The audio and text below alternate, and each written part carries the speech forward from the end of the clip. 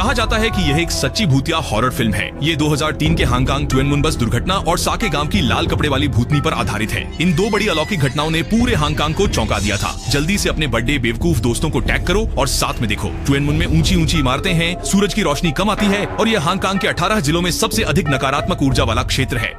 14 जुलाई की रात यहाँ की नकारात्मक ऊर्जा चरम पर थी। तभी एक खून से लथपथ औरत बाड़ पर चढ़ी, अजीब मुद्रा में ऊंचाई पर खड़ी हुई और अचानक कूद गई।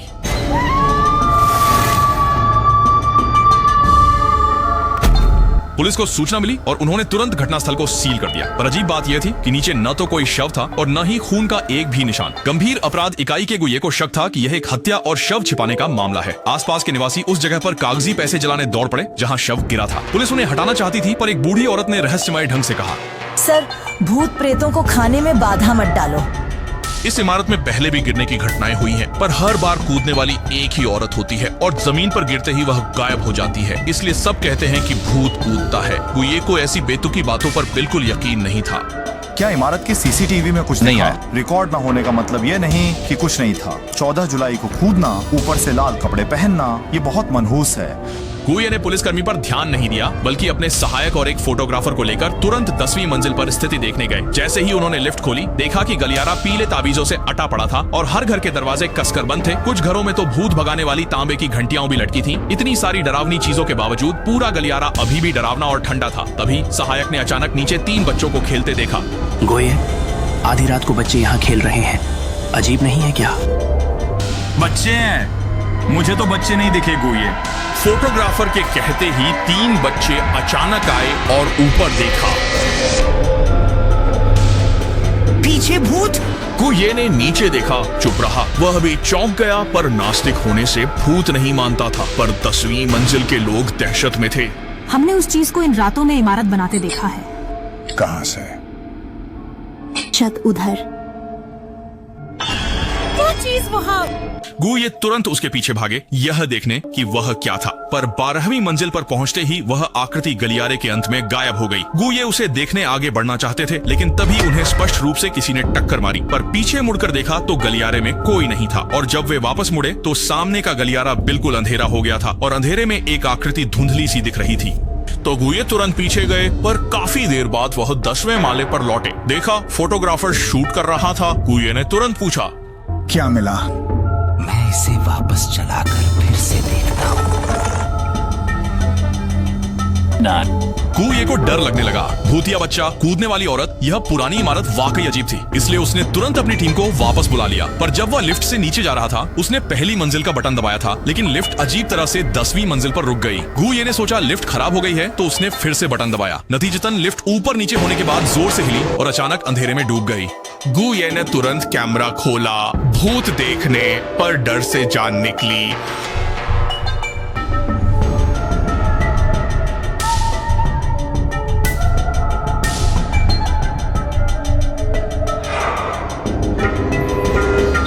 गुये ने तुरंत फोन रखा, पर तभी उनके पीछे से एक ठंडी डरावनी हवा निकली। दोनों को महसूस हुआ कि उनके पीछे कुछ है, पर कोई मुड़ा नहीं। इसलिए जब लिफ्ट 10वीं मंजिल पर रुकी तो वे बेतहाशा बाहर भागे। लेकिन जैसे ही वे निकले, वह कूदने वाली औरत अजीब तरह से सड़क किनारे तक उनके पीछे आ गई। ट्वेन मुन की 43 नंबर की बस उसके पास से गुजरी तो वह उसमें बैठ गई। सामने बैठी आमेई बेखबर थी। तभी औरत बोली,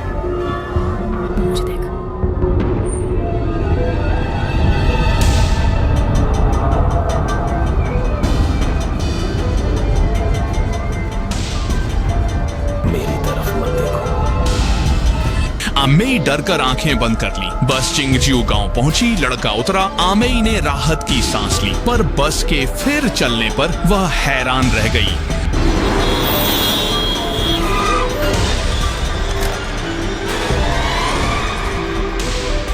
आमेई ने जल्दी से उतर कर देखा तो गाड़ी में ड्राइवर था ही नहीं। गाड़ी की बात करें तो हाल ही में नई गाड़ी ली है। वैसे नई गाड़ी खरीदने के बाद पुरानी का क्या करते हैं?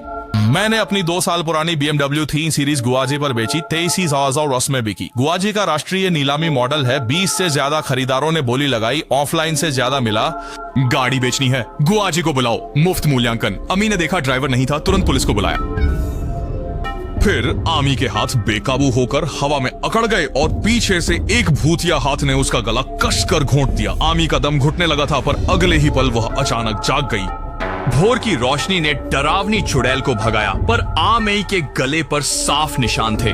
और उस दिन से जब भी आमेई चिंगजिऊ गांव से गुजरती, उसे हमेशा लगता कि कोई उसके पीछे है, और अक्सर सपने में एक भूतिया हाथ उसकी बांह पकड़ लेता। कुछ ही दिनों में आमेई की आंखें काली पड़ गईं। साफ है कि उसे भूत ने घेर लिया था। वह इतनी डर गई कि उसने अपने दोस्त को यह बात बताई, लेकिन उसे पता चला कि 10 जुलाई 2003 को चिंगजिऊ गांव से गुजरते समय एक बस अचानक नियंत्रण खोकर खाई में गिर गई थी और उसमें सवार 20 से ज्यादा लोग मारे गए थे। तब से दुर्घटना स्थल पर किंगजिऊ गांव में भूत प्रेत का साया छा गया। अक्सर भूतियां आकृतियां दिखती थीं और पास के कैमरे में एक लाल कपड़े वाली महिला भी कैद हुई, जो दुर्घटना स्थल पर मंडराती रहती थी। आधी रात होते ही वह 43 नंबर बस से युआई गांव जाती थी। तब से युआई गांव की हुई इमारत में अक्सर आत्महत्याएं होने लगी। 20 जुलाई को लाल पोशाक वाली एक और महिला ने छलांग लगाई। मृतक निरोल थी। वह देर रात ऊपर जाकर 10वीं मंजिल से कूद गई और मौके पर ही मर गई। पलगुये ने बाद में पाया कि निरोल डीप वाटर में रहता था। उसे युआई गांव तक पहुंचने के लिए कई गलियां पार करनी पड़ती थी। आत्महत्या के लिए इतनी मशक्कत करना ये बिल्कुल अतार्किक था। गुये निरोल के घर गए, पर वह खंडहर हो चुका था, सालों से वीरान पड़ा था। गुये को कोई सुराग न मिला तो वह जाने लगे। तभी एक दरवाजा अपने आप खुला। सहायक अंदर गया और देखा कि कमरा अखबारों से भरा था। सब 2003 में ट्वेन मुन बस दुर्घटना की खबरें थीं। दोनों हैरान थे। तभी बाहर एक साया दिखा। सहायक दरवाजा खोलने गया, पर वह खुल नहीं रहा था। वे अंदर आते ही देख चुके थे यहाँ कोई नहीं रहता था। फिर अचानक दरवाजा किसने बंद किया? और तभी दरवाजे के बाहर एक औरत दिखी। उसने हैंडल देखा और वह हिलने लगा। गुये तुरंत बाहर देखने गए, पर कोई नहीं था। सहायक डर गया। घबराहट में किसी ने ध्यान नहीं दिया कि कमरे के दरवाजे पर एक ताबीज था। लगता है यह घर अपवित्र था, तभी इसे छोड़ा गया। पुलिस लौटकर गुये ने निरोल के सामाजिक संबंधों की तुरंत जांच की तो पता चला कि वह शादीशुदा थी। उसके पति शेन जियांग का पता मिलने पर गुये वहां पहुंचा, पर जैसे ही उसने दरवाजा खोला, अंदर मृतक की तस्वीरें लटकी देखी, जो एक शोक सभा जैसी लग रही थी। गु हैरान थे, ये जोड़ा अजीब क्यों था। और तभी वह अपनी मृत पत्नी के पास गया। दादी, लोगों को डराना जानलेवा है। पत्नी का 7वां दिन है।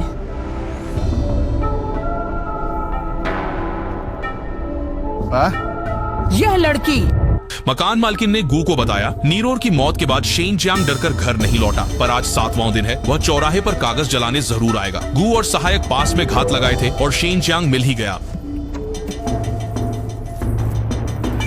शेन साहब, पुलिस पत्नी के लिए कागज जला रहे हैं। शेन जियांग निरोल का नाम सुनते ही घबरा गया। गुये ने पूछा तो पता चला निरोल बस खाई में गिरी थी। मामले का गवाह उस भयानक दुर्घटना स्थल को देखने के बाद वह घबरा गया। बस पीड़ितों के कपड़े और टोपियां घर में पूजा के लिए टांग दी, जिससे घर में भयानक माहौल बन गया। शेन जियांग डर के मारे घर नहीं लौटा, लेकिन कुछ दिनों बाद निरोल ने इमारत से कूदकर आत्महत्या कर ली।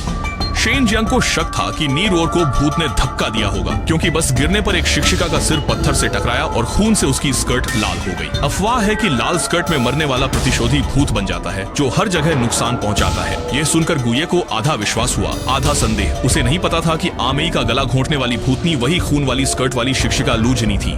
आमेई को नहीं पता था कि उसे क्यों परेशान किया जा रहा है, तो वह अपनी तांत्रिक तीसरी बहन के साथ एक भूत प्रेत टीम में शामिल होकर बस दुर्घटना स्थल पर गई, ताकि लू जिनी की आत्मा को बुलाकर सब कुछ जान सके। चिंगजिऊ गांव के ग्रामीणों ने दुर्घटना स्थल पर एक पत्थर का स्मारक बनवाया था, ताकि मृतकों की आत्माओं को शांति मिल सके। लेकिन तीसरी बहन ने स्मारक को देखते ही चिंता से कहा,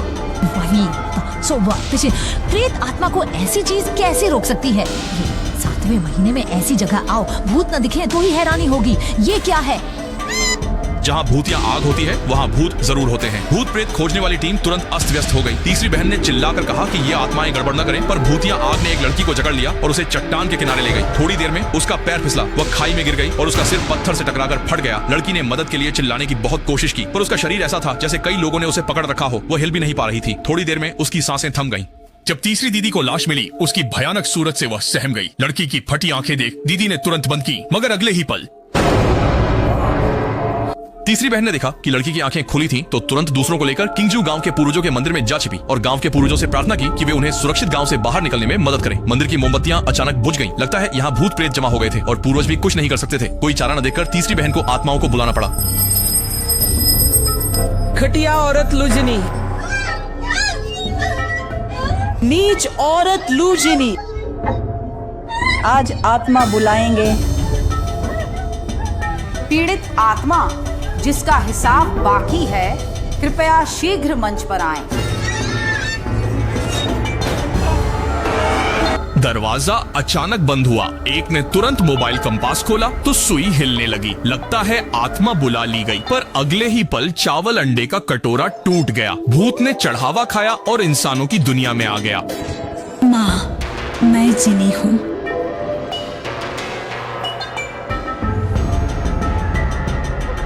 अब हमारे पुराने ठिकाने पर मत जाना, मैं वहाँ नहीं हूँ।